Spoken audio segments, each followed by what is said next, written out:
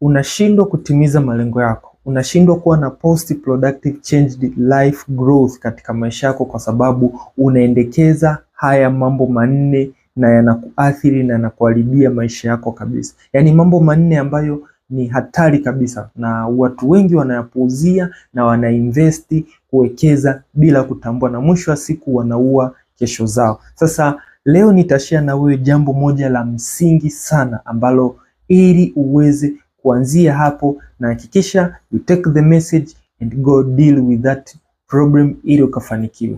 Ni negative competition. Yaani hiki kitu kinaathiri watu wengi. Yaani kupenda kushindana na watu ambao hautakiwi kushindana nao katika maisha yako. Yaani kuna watu Mungu amewapa uwezo kuzidi ule ambao uko nao.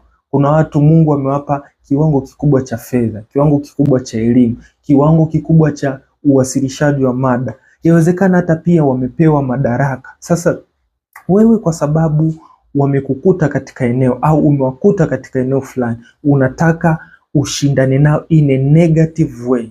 Mwisho wa siku unashindwa kupata ufanisi katika maisha yako kwa sababu akili yako umeshaitanguliza katika kuamini kucompete na watu. Na watu wengi muhimu wanaokuja katika maisha yako wanakuja kwa ajili ya kuwa kama daraja, wanakuja kukufundisha, kukulinki, kukutengenezea a positive network.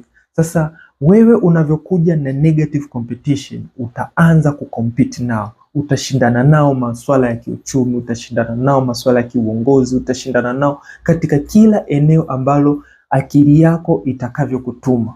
So that's why you are losing focus katika maisha yako na unashindwa kuwa na growth ambayo unaitamani kuifikia. So change your mentality, punguza na ondoa kabisa negative competition katika maisha yako ili uweze kustawi, na that's how utaweza kupiga hatua.